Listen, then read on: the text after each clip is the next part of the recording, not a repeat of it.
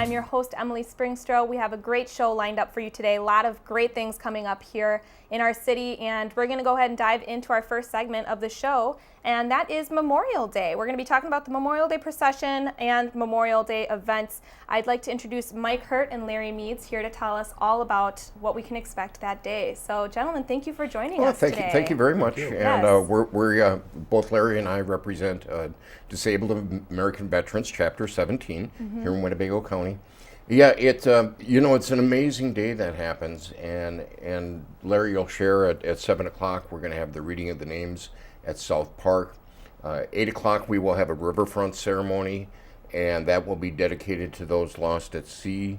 9 o'clock the procession begins, and that'll begin at Algoma and Jackson, make its way down Algoma Boulevard, and then 10 to 10:30ish, depending how fast or slow the procession goes.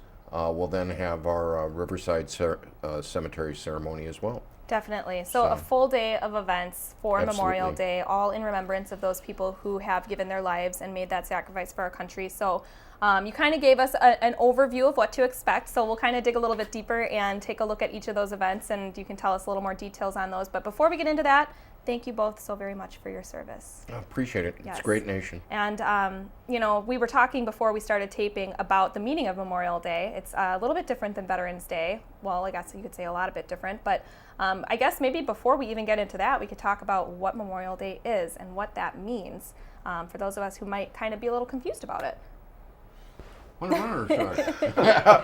Throw it over to me. Yeah. Memorial Day is the day that has been set aside since, May 30th of 1868, when General John Logan created it. And it was set aside to honor those men who had fallen in battle. And it's been a regular thing since then.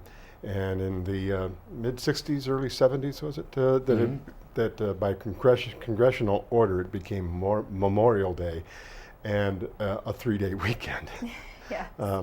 And unfortunately, all too many people focus on the 3-day weekend than on the Memorial Day event itself and what it's supposed to mean. And so really it's meant to remember those people.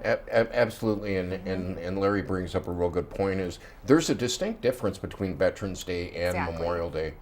And Veterans Day is that time to honor and recognize those veterans that have honorably served this nation in the 5 branches. Memorial Day is to recognize those who have given their all, those who have lost their lives. So it's a very distinct thing. And I know part of my learning process as I got into the veterans community is Memorial Day, it's not a parade, it's a procession. Exactly. And so, like an example with the lineup and the composition, like on July 4th when you have a parade, you're going to have, politicians and bands and clowns and people walking down. If you have a cause, it'll be in there.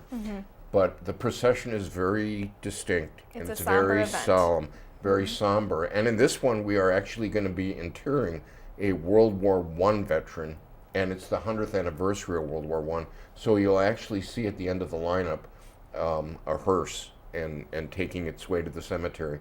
So it's very, very somber. Definitely. Well, thank you for the background on the meaning of Memorial Day, and another great point with the procession, that it is a procession, not a parade, so that's why there are no clowns and candy there. Just trying to remind people the whole reason for the holiday and not to forget that as they enjoy their 3-day weekend. So starting out the day, 7 a.m. bright and early. Larry, you're going to be out at South Park for the reading of the names. For those of us who have not attended or don't know what the reading of the names is, kind of give us some background on that. Well, quite simply, it is the reading of the names that are on the memorials for World War II, Korea, and Vietnam. And then there is no memorial yet for Iraq and Afghanistan, but those will be coming at some time once we can clear ourselves from those 2 countries.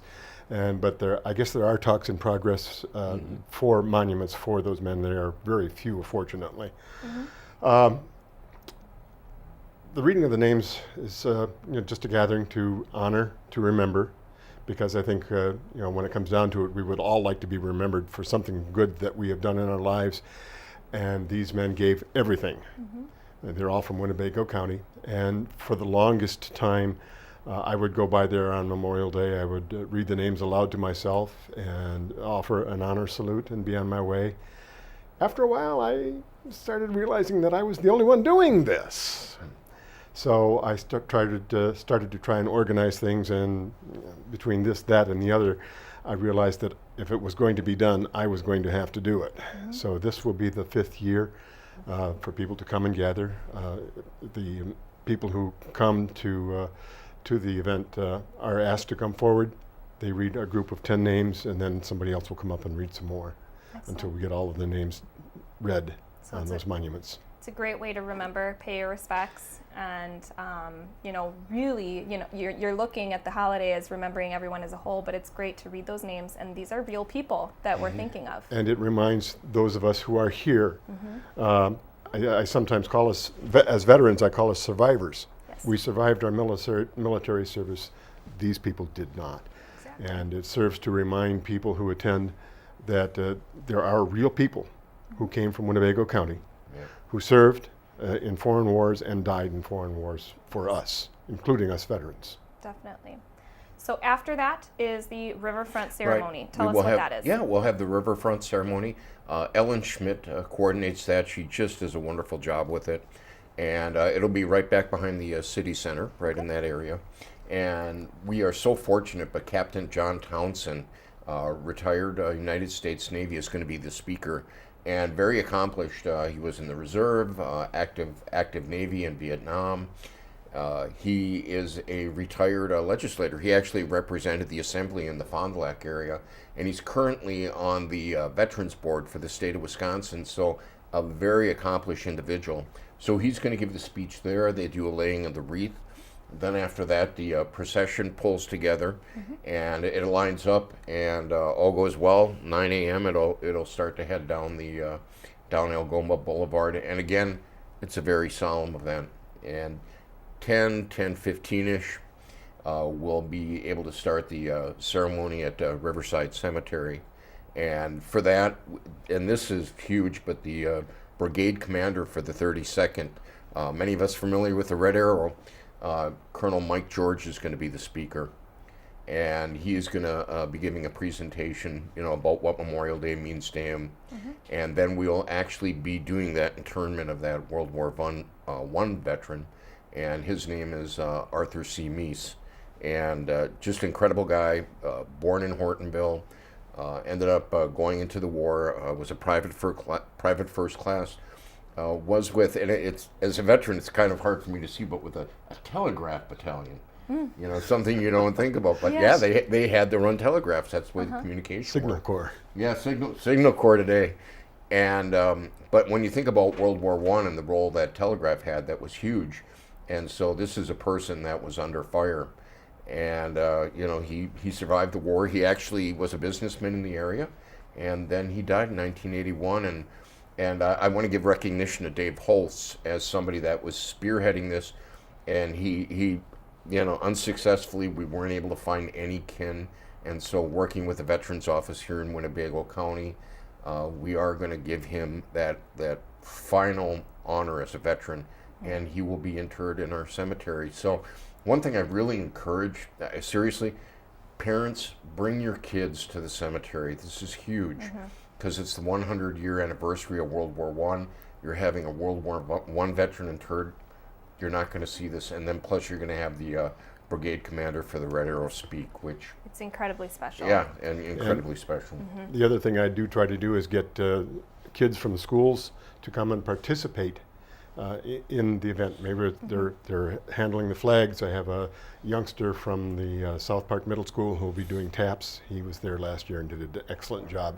Okay, excellent. So it's very important to get the kids involved and aware of what the day is and what it's for, and honoring those people. So we have just a couple of seconds. So before we close out, I did want to make the note that Mike and I will be covering the Memorial Day procession on Life TV here at Oshkosh Media. So make sure you tune in for replays of that. Check our schedule at oshkoshmedia.com or .org, oshkoshmedia.org. And we will be dedicating this Memorial Day procession coverage to our good friend, Doc Sunlighter. Absolutely. Yeah, Doc was just a wonderful guy. He, I consider him my mentor, and he was definitely a father figure in my life.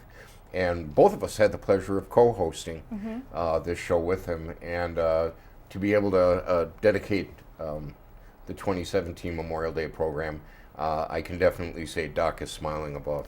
Oh, yes. Doc was always a legend to me. Oh, yes, for the whole city. So we're very honored and happy to dedicate our ceremony to Doc. And I'm looking at these pictures, and they are so great. So thank you for sending those, Mike. Well, those are wonderful. And it was his daughter Tracy Sunleitner. So Tracy, thank you so much. Yes. All right, well, we're going to close out that segment. So thank you, gentlemen, both for joining us today, and we will see you on Memorial Day. Great, thank you.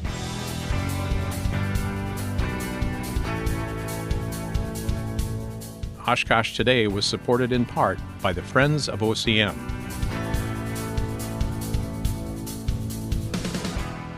And Aurora Healthcare, 855 Northwest Haven Drive.